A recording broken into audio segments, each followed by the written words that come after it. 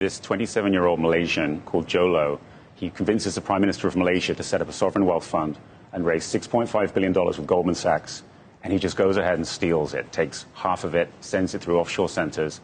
He uses it to build a Hollywood empire. He gets to know Leonardo DiCaprio. They make The Wolf of Wall Street with the stolen money. He buys, hotels, buildings all over New York. He dates Miranda Kerr, and he basically becomes a player.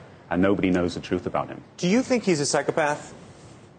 What is your psychological sort of profile of him? I mean, there's been kind of a theory that he was being chased by a hole behind him, kind of like Bernie Madoff. Right. From the earliest days, he was getting overextended, and that's why you saw that the size of the thefts got bigger and bigger. But do you think he was a believer, meaning that he believed that somehow he was going to make it to the promised land on the other side somehow, and that he was going to make the money back and it wouldn't be stolen, or that he knew all along exactly what he was doing? The amazing thing about Jolo is he doesn't seem to ever have an end game. He just keeps on stealing and stealing and stealing. At one point, people are asking for the money back in Malaysia, where he's from. They've worked out that there's a fraud, and he gets a big loan from Deutsche Bank. And instead of using it to fill the hole, he goes and buys a $250 million yacht called the Equanimity. It's crazy. He's this Gatsby-like figure. Why do you think he was so good at convincing all of these other people that he was legit? Or was it that he, to some degree, was legit because he actually had the money to spend? I think he was the ultimate stage manager, so he knew exactly what everyone needed to hear in order to get them to believe and to take part in it in some way. And he also really understood the way that you need to lure in people with this idea of Hollywood celebrities, these big parties. It just gave him that allure. He also had the cover of a prime minister. And he ran a sovereign wealth fund. Right. Sovereign wealth funds have more money than hedge funds and private equity combined, right? This guy was running it. From behind the scenes, but he had the cover. And when you're dealing in that kind of official money, people don't ask questions. Compliance totally broke down here. So who gets left holding the bag? Like, what's the end result? The Malaysians are left with all the debt. All of it wasn't stolen savings, it was stolen debt. And that debt will not be paid off until 2039. What's your relationship been like with Jolo over the years? I guess I would say it's somewhat antagonistic.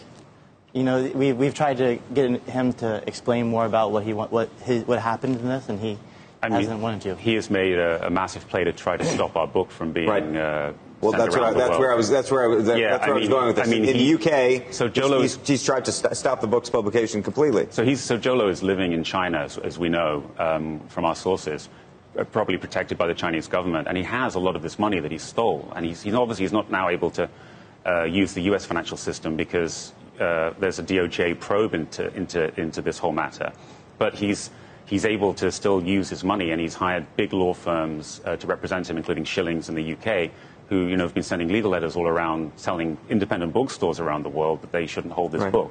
What does Martin Scorsese and people like Leonardo DiCaprio think now? You think? I think they probably felt like they were a bit conned, to be honest. They saw this guy come in with huge amounts of money, willing to fund these big films without a lot of questions asked. So that was very alluring for them. And now they're probably wishing that they had done some due diligence. We have a scene in the book where Leonardo DiCaprio and 22 playmates hang out with Jolo in the Palazzo Hotel in Vegas. And this was Jolo's big play. He'd stolen the money. And he says, look, I've got $400 million, and I'm going to help you make movies.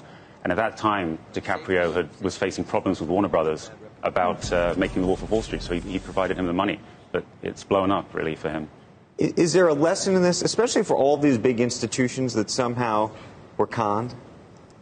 Do you think there was a way to have known in advance? Well, all along there was red flags that people could have easily kept following. There was auditors that could have gone a little bit further and seen that there was a fiction that was covering up, some of this thefts.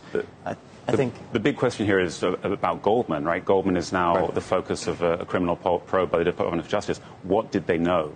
What did a banker called Tim Leissner, who was a partner there, know? And what do you think he knew? Well, he's plea bargaining with the Department of Justice, which means he knew something, right? And he's talking to. So he's got billions left. He's got $1 billion. He's got a lot, that's for sure. We don't know exactly. Got the yacht still? No, the yacht was seized in Indonesia, and now Malaysia has it. And he can't be extradited? Well, there's no extradition treaty between China and Malaysia where he's been charged. Is he living a life of luxury right now? He's still getting.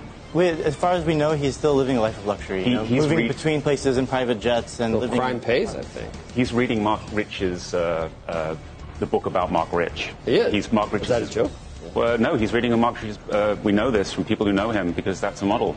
Mark Rich lived off in Switzerland. The book, The $1 Billion Whale, the journalists behind it, Wall Street Journal reporters Tom Wright and Bradley Hope. Thank you for joining us. Congratulations on the book. Thank you.